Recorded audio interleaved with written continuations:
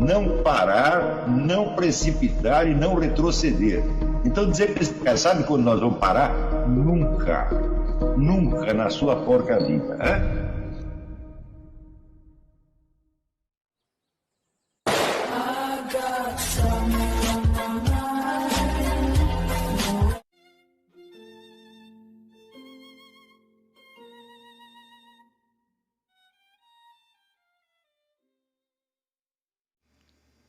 E aí pessoal, tranquilo? Então vem aqui antes do vídeo começar, pedir para vocês se inscreverem, quem não for inscrito, compartilhar, curtir, comentar. Quem puder seja membro do canal, que isso ajuda bastante. Tem também o link do Apoia-se. Quem puder ajudar nosso canal e apoiar financeiramente vai ser muito bem-vindo. Mas o mais importante é transmitir o conteúdo e os conhecimentos do professor Olavo de Carvalho para mais e mais brasileiros. Então compartilhe e ajude aí nossa causa. Muito obrigado a todos os membros, apoiadores do canal. Fico muito feliz. Tenho certeza que a gente está no caminho certo. Então fiquem com o vídeo e até mais. Valeu! Para quem formou a sua mentalidade lendo grandes escritores e vendo a preocupação que os bons secretários de redação e editores de página tinham com a linguagem 40 anos atrás, isso é uma coisa assim tão deplorável. Eu me lembro quando eu comecei no jornalismo, eu tinha lá um editor-chefe que se chamava Ciro Franklin de Andrade, e o Ciro ficava com um lápis, né, corrigindo as nossas matérias, e quando alguém escrevia alguma absurdidade, ele recortava aquilo e grudava num mural com o nome do autor, para expô-lo à execração pública. Né? Depois de você aparecer no mural umas 3 ou 4 vezes, você começava a prestar atenção no que estava escrevendo. Hoje em dia simplesmente não há mais isso. Se você pega, por exemplo, as pessoas que são os chefes da redação, ou mesmo o ombudsman, quer dizer, o sujeito que é o crítico interno do jornal, só que os caras não sabem escrever. E eles não sabem que não sabem. Eles não têm a menor ideia que não sabem. Por quê? Eles escrevem para outras pessoas que pensam igual a eles. E que aceitam esses códigos. Então, quer dizer, são iletrados escrevendo para iletrados. Ora, se você entende a relação que existe entre consciência moral e inteligência, e a relação que existe entre o hábito corporal e a consciência moral, você entende que num país onde não haja um certo número de pessoas que possam servir de exemplos vivos de alta cultura e seriedade, claro que a moralidade vai cair. É? Por exemplo, eu sei por experiência que o nível de moralidade aqui nos Estados Unidos é infinitamente mais alto do que no Brasil. Isso a gente observa em tudo. O número de americanos bem intencionados é uma coisa incrível. Mesmo os mais burros, mesmo o esquerdista, mesmo o sujeito comunista, tá certo? Ele tem aquela preocupação de fazer a coisa certa. Ele pode estar completamente enganado quanto ao que é certo e errado, mas esta marca da boa intenção você observa em tudo quanto é lugar. Mas, por outro lado, você observa certos exemplos públicos que não tem similar no Brasil. Né? Eu me lembro, por exemplo, quando o Ronald Reagan levou um tiro, e qual foi a primeira atitude dele? Botaram ele na maca, levaram para o hospital, e estava uma enfermeira lá, a enfermeira deu a mão para ele, né, para dar um apoio, e ele vira para ela e pergunta assim: a Nancy sabe de nós? Quer dizer, o senhor está ali morrendo, ele faz uma piada? Hã? De o que é isto? Hã? Isto aqui você via exemplos disso no resto do mundo. Em outras épocas, por exemplo, o rei Luís XV, ele levou uma facada, o sujeito o esfaqueou, e ele muito polidamente informou seus assessores: aquele cavalheiro acaba de me esfaquear. Assim. Entendeu? Esses exemplos de autodomínio, contrastem isso com o nosso presidente chorando de autopiedade porque ele foi um menino pobre no Nordeste. e vocês vão ver a diferença abissal, né, de duas culturas.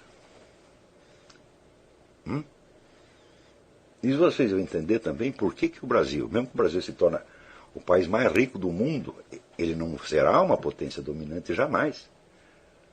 Porque tem a mentalidade do lumpen proletário. É claro que a mentalidade do bebê chorão já entrou aqui. Tem sempre, quer dizer, nos anos 60, teve um jornalista brasileiro chamado Emil Fará, que escreveu um livro chamado O País dos Coitadinhos, que era o Brasil, né? Então eu digo, aqui os Estados Unidos estão aprendendo rapidamente a virar o país dos coitadinhos. Quer dizer, isso que eu estou falando é uma coisa que está declinando aqui, que se eles não tomarem cuidado, vai virar o país dos coitadinhos mesmo, né? Então, aí nós temos o nosso presidente, que jamais foi um menino pobre, né, o presidente americano, jamais foi um menino pobre, e que tem que ser tratado como se fosse um menino pobre, que tem direito de ser presidente porque, né, baseado no princípio do dama por um dia. Tá certo? Isso é uma coisa extremamente grave, mas está acontecendo aqui. Mas, quem é que tem que dar o exemplo para a sociedade? Não são os políticos, em primeiro lugar. Né? É claro que o exemplo tem que vir da intelectualidade. São os verdadeiros formadores de opinião. Não formador de opinião imediata, que são jornalistas, radialistas, etc. Mas o formador de opinião a longo prazo. Os camaradas que ocupam os postos numa redação de jornal hoje, eles foram formados por professores universitários. De maneira que eles são o reflexo da educação universitária que eles receberam. Não é isso? Então,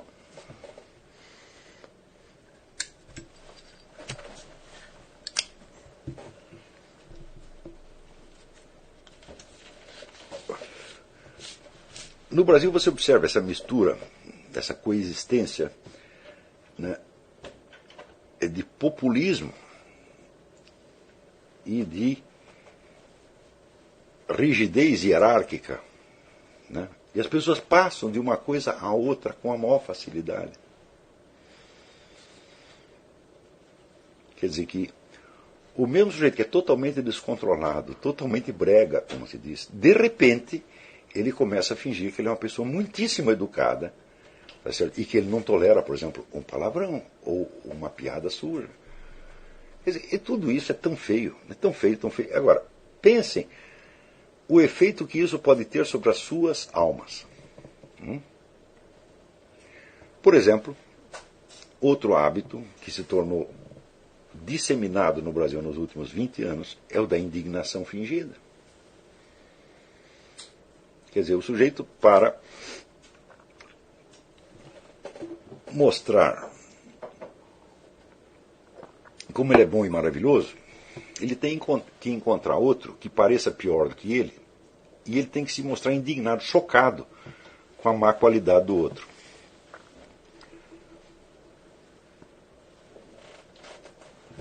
Então isso quer dizer que a expressão de indignação ela tem que ser enfatizada artificialmente. Quer dizer, você tem que se mostrar muito mais indignado do que você realmente está. Só que se você começa a fazer isso, você começa a representar a indignação, você acaba ficando indignado mesmo. E os seus sentimentos ficam desproporcionais à realidade. Eu, esta semana, observei entre alunos do meu curso uma polêmica a respeito de uma pequena quantia em dinheiro. E vi que aquilo foi num crescendo de indignação mútua, que, sinceramente, eu digo, me envergonhou.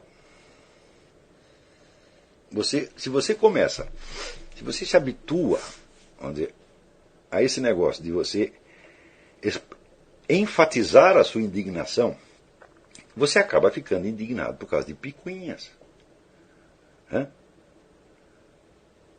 Então, eu vou dar um exemplo. Eu não estou aqui, meu objetivo ao dar esse exemplo não é mostrar para vocês como eu sou bonito e gostoso, não é. Mas é apenas para dizer que, olha, o que eu estou ensinando eu faço.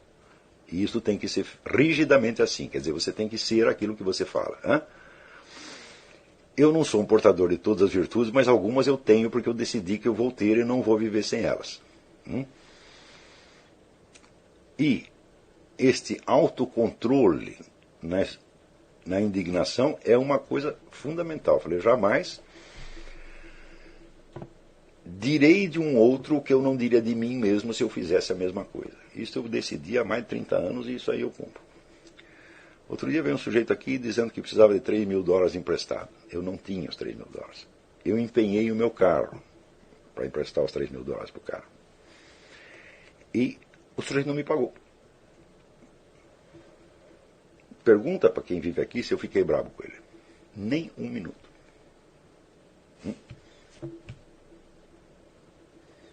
Eu já me tornei incapaz de ficar bravo por nenhum prejuízo pessoal que as pessoas me causem. Isto, eu não nasci assim. Se ele fizesse isso comigo aos 20 anos, provavelmente eu faria um discurso, né? E falaria da ética. É um discurso ético, tá certo? Mas depois eu aprendi que isso é palhaçada. Tá certo? Então, eu vou dizer uma coisa para vocês. Qualquer tipo de expressão de indignação por pequena coisa está proibida neste curso. Se vocês quiserem fazer isso, façam longe dos meus belos olhos. Porque numa coisa dessa, não interessa quem tem razão. Querer ter razão aí já é errado.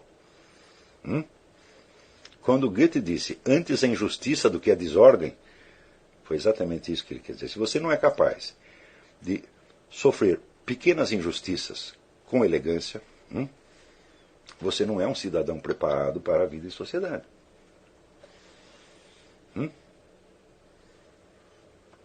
Pequenas e até grandes injustiças. Eu só fico indignado quando o sujeito fez aquilo que o sujeito fez contra mim, ele está fazendo ao mesmo tempo contra Deus ou contra valores altíssimos. Mas, olha, não foi Deus quem emprestou $3.000 para o cara. Fui eu.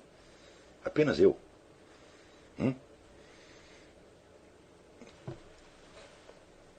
Então isso quer dizer que o sujeito fez uma infração apenas contra mim. Não ofendeu nenhum valor sublime. Então, se nós pudermos modular a nossa indignação conforme a altitude dos valores em jogo, o que nós teremos feito em nosso próprio benefício? Em primeiro lugar, você vai afinar a sua consciência de valores, que é uma coisa absolutamente fundamental, até para você ler um poema e saber apreciá-lo. Se a sua máquina perceptiva não está afinada para perceber diferentes escalas de valores, meu filho, você jamais vai perceber a diferença entre Paulo Coelho e Camões. Então isso quer dizer que a indignação por pequenas coisas danifica não só a sua moralidade, a sua personalidade, não somente a torna feia, mas danifica a sua inteligência.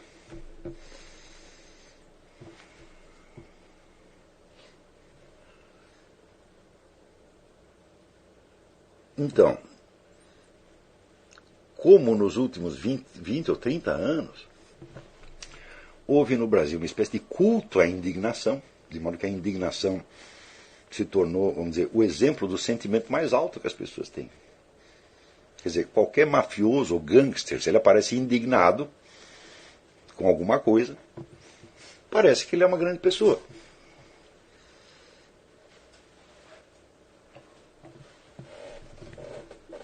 E, estudando essas coisas da educação no século IX, nós vemos que o dano que esse tipo de hábito pode fazer a uma inteligência humana é irreparável, irreparável.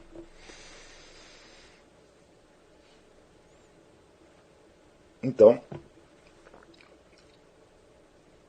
é preciso, não sei se vocês repararam, alguns aqui talvez ouçam o meu programa Trout Speak, e lá tem muitos palavrões. Não sei se vocês repararam que cada vez que eu digo um palavrão, esse palavrão tem uma subcorrente irônica, humorística.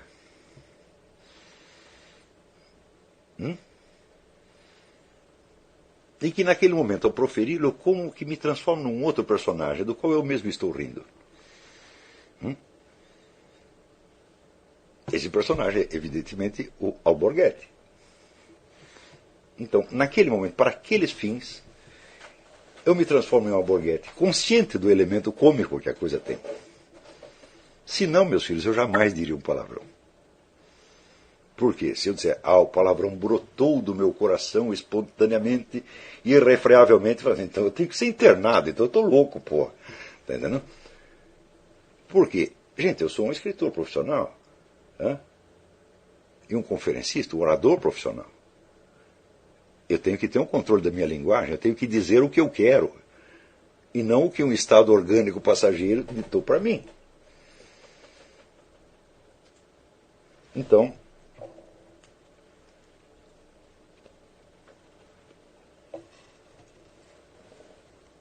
é evidente que para o ouvinte tosco, despreparado, essa diferença escapa. Mas alguns percebem. Quantos alunos já não me escreveram e falaram, puxa vida, mas esses palavrões são de uma exatidão extraordinária. São sim, foi calculado para isso. O uso deles é no momento certo, para a finalidade certa, para criar um certo efeito. E está lá, estão cumprindo o seu papel. Então, isso quer dizer que, quando eu falo, vamos dizer, do autocontrole, eu não estou falando dessa camisa de força burguesa. Eu jamais aceitaria isto. Eu não faço questão de parecer uma pessoa educada pelos padrões de hoje. Mas algum padrão ideal eu tenho em vista. Então, longínquamente, é esse padrão do ensino medieval. Longínquamente, quer dizer, eu só não pretendo ser uma cópia dele. No máximo, eu sou uma caricatura remota. Então, mas nós podemos continuar tendo este padrão como nosso ideal. Cada um de vocês deve ter isso. Tá certo? Então, pensem, por exemplo, a voz com que vocês falam. O que a sua voz transmite?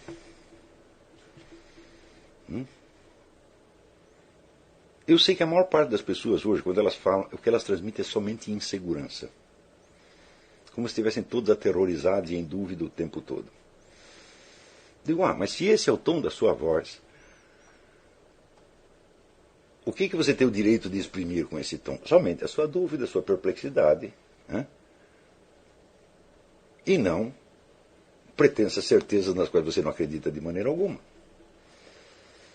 Não existe nada mais deprimente do que uma pseudo-certeza enfaticamente repetida ou gritada para disfarçar a incerteza do seu coração.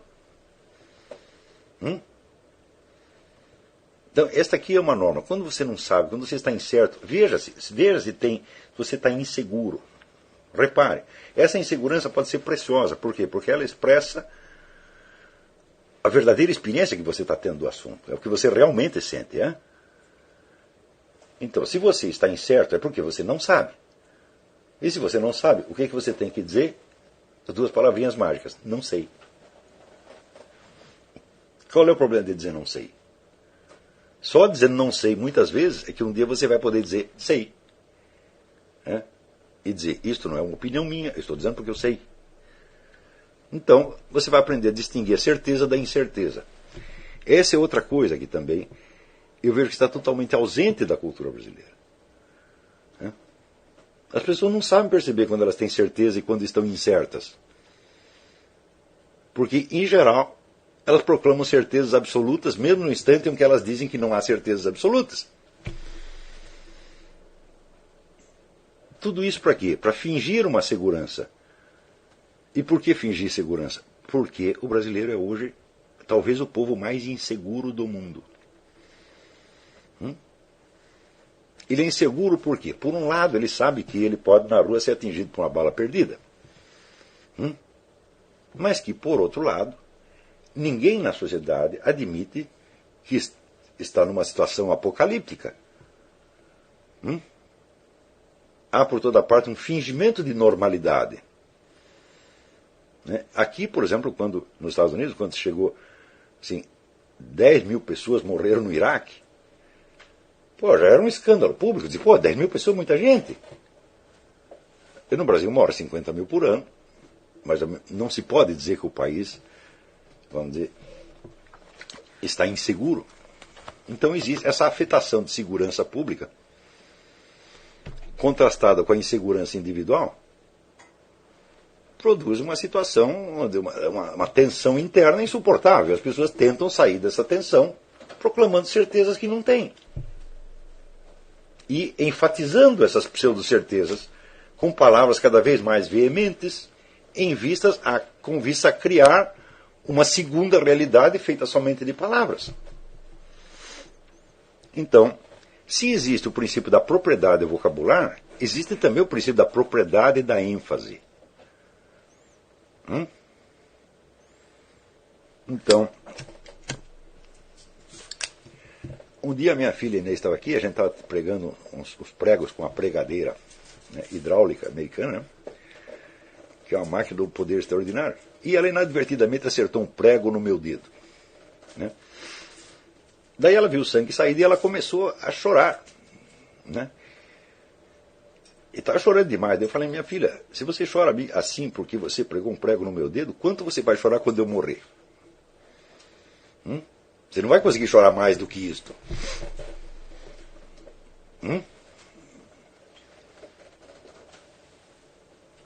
É claro que ela parou de chorar. Né? Então, isso é o que você tem que pensar também. A sua expressão emotiva ela tem que ser proporcional à verdadeira emoção, a não ser que você pretenda dar um efeito irônico e cômico, fingindo uma emoção a mais justamente para mostrar quanto aquilo é ridículo. Tudo isso que eu estou falando, não estou dando aqui um manual de boas maneiras. Eu estou dizendo essas coisas porque elas são fundamentais para ajustar a sua percepção à realidade das coisas. E a percepção ajustada à realidade das coisas é a base da inteligência filosófica. Está entendendo? Foi porque as pessoas foram treinadas nessas coisas durante 2 ou 3 séculos que depois, quando chega no século XII e XIII, aparece aqueles camaradas capazes de perceber distinções finíssimas, distinções lógicas que normalmente ninguém perceberia, e que você vê ali em Santo Tomás de Aquino, em Duns Scott, tá certo? E nos escolásticos, até muito tempo depois, né? Soares, já 3 séculos depois, ainda tem essa percepção.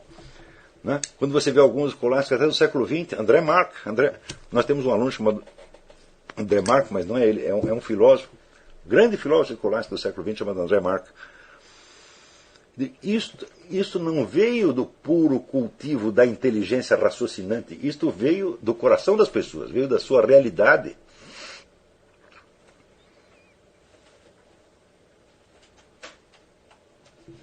Ora,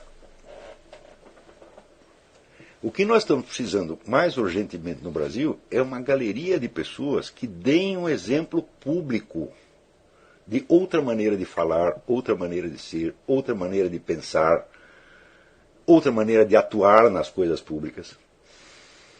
E que, em vez de ficar bradando ética, ética, ética, ética, elas mostrem alguma coisa.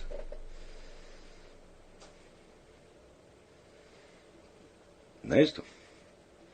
Desde o início do curso, eu insisto, vamos dizer, nessa virtude da sinceridade. Essa é a virtude básica da inteligência. Você tem que dizer as coisas tal como você as está percebendo, nem mais nem menos.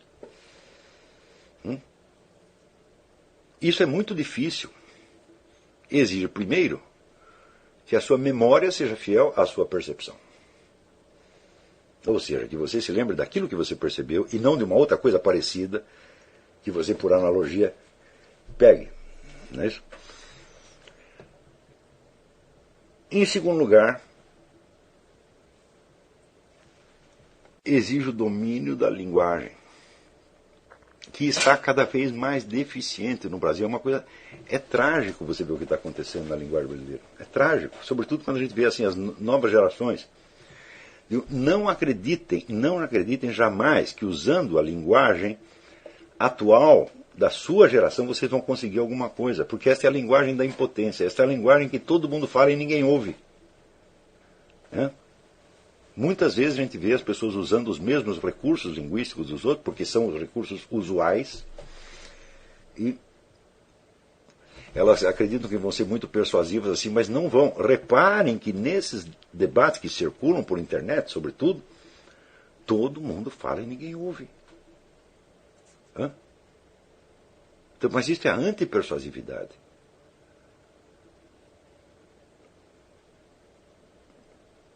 Agora, se você vai e diz a coisa exata, todo mundo presta atenção. Porque isso destoa de tal maneira do tagarelice geral. Porque tem ali alguma substância, tem alguma coisa real.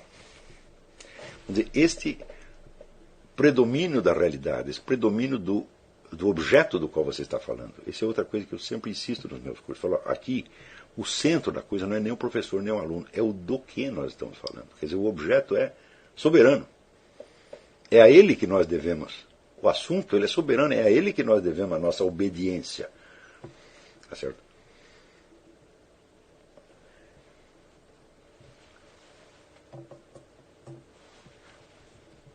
Então, em primeiro lugar, eu recomendo alguma disciplina corporal, especialmente o Tai Chi, que desenvolve muito a concentração e a paciência. A paciência é absolutamente fundamental. Quer dizer, o que é a paciência? É a capacidade, por exemplo, de você ficar parado durante horas. É a resistência ao tédio. Então, nisso aí eu fui treinar desde moleque, porque como fiquei doente muito tempo, eu não podia fazer nada. Não dá para levantar da cama e fazer nada. Então o que eu tinha que fazer? Eu tinha que tratar de me divertir em pensamento. Pensar alguma coisa, pelo menos pensar alguma coisa, já que eu não podia fazer nada, pelo menos pensar alguma coisa interessante.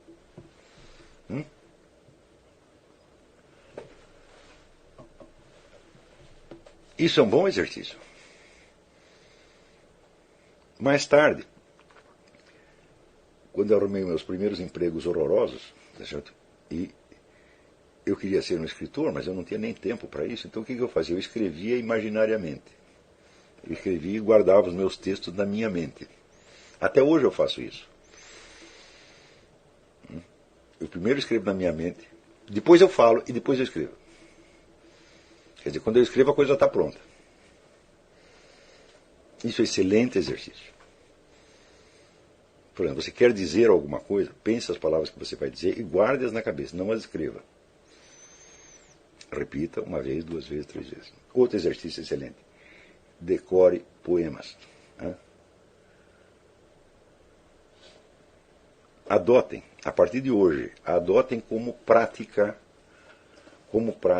decorar um poema de qualquer língua por mês. Mas escolha coisa boa, nada abaixo de Shakespeare e Camões, pelo amor de Deus.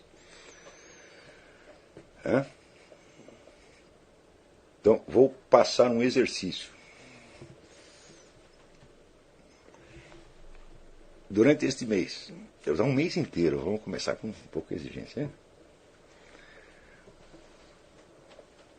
Decorem o soneto de Camões que começa com a linha transforma-se o amador na coisa amada. Decorem este mês. Então, nós vamos decorar um por mês. Os poemas decorados, eles viram para você um repertório de recursos linguísticos que mais tarde lhes serão úteis. Tudo que você coloca na memória produz analogias, produz filhotes. E muitas vezes, você escrevendo, você produzirá certas frases que vão ter uma vaga ressonância camoniana. Isso se não for uma alusão. Por exemplo, eu reparo que no Brasil ninguém mais sabe o que é uma alusão. Uma alusão significa você fazer uma frase igual ou similar a de um autor conhecido, sem citar o nome, porque você presume que o seu leitor conhece e reconhece a alusão. É isso? Então, por exemplo, se você usa a expressão selva escura, Você não vai dizer selva escura, como dizia Dante, porque isso evoca imediatamente o primeiro terceto da Divina Comédia. Não é isso? Então, o número de frases que podem servir de alusões depende da existência de um público leitor apto a percebê-las. Mas a ignorância do que seja a alusão chegou no Brasil a tal ponto que até pessoas cultas se tornaram incapazes de perceber alusões. Eu me lembro que o Fernando Jorge escreveu um livro contra o Paulo Francis, acusando-o de plágio. Daí foi ver o que era o plágio, era um monte de alusões que ele fazia. Então, se o Paulo Francis dizia assim, ser ou não ser, eis a questão, e não dizia, como dizia Shakespeare, o cara chamava de plágio. Eu digo, mas não é possível. Quer dizer, a alusão é um mecanismo usual, clássico da literatura. E ela só funciona se você não mencionar o autor. Não é isso? Então, agora, todas as alusões vão ter que ter uma nota de rodapé, né? Shakespeare, tal peça, né? Página tal. É um absurdo isso aí. Ora, se as pessoas não percebem alusões, elas também não percebem figuras de linguagem. E, frequentemente, não percebem a distinção entre a linguagem direta, literal, e uma figura de linguagem. Portanto, a figura de linguagem começa a valer como se fosse uma coisa literal. O exemplo esse do Paulo Henrique Amorim, quando ele diz que o governo de Honduras é o nazifascismo, é uma hipérbole tão hiperbólica que chega, né,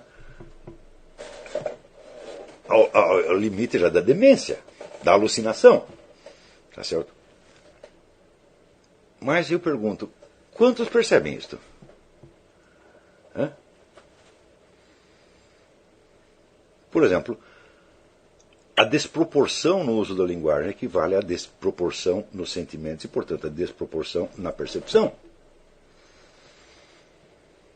Eu me lembro, por exemplo, que quando foi preso um juiz corrupto, o famoso juiz Lalau, ele tinha desviado ali 100 milhões. Né?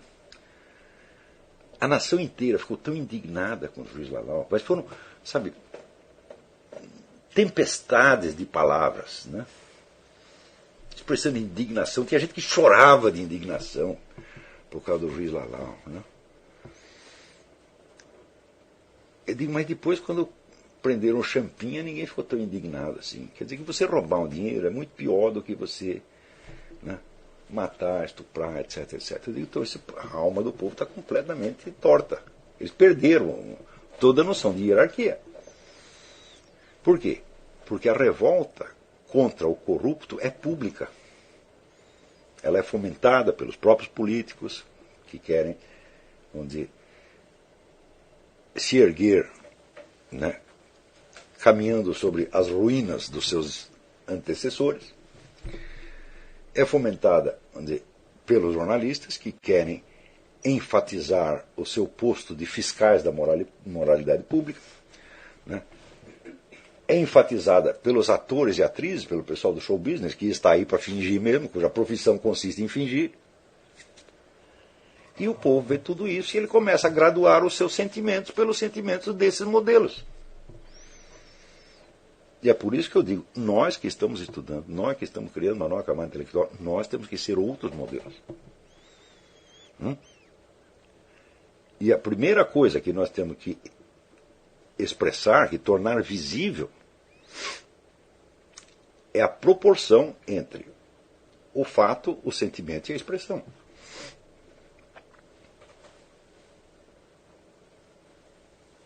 Porque se você, perante uma notícia do juiz Lalau, você chega à última ênfase da indignação, como é que você vai fazer para se expressar se alguém entrar na sua casa e matar toda a sua família?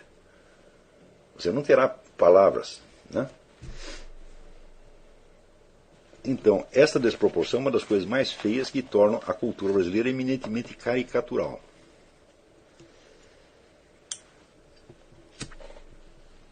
Claro que a caricatura tem o seu lugar, mas não a caricatura involuntária.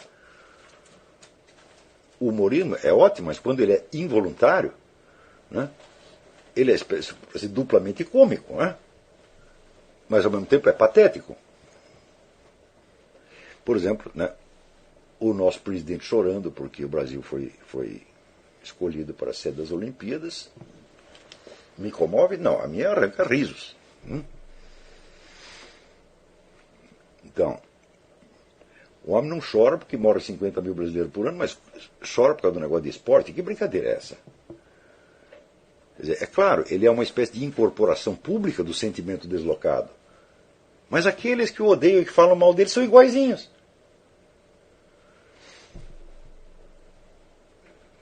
Então, se nós não corrigirmos essas coisas, nós não podemos, vamos dizer, o nosso corpo, as nossas emoções, a nossa linguagem não estão afinados com a realidade, a nossa inteligência também não está. E este é o grande obstáculo ao aprendizado. Não há obstáculos de ordem intelectual. Né?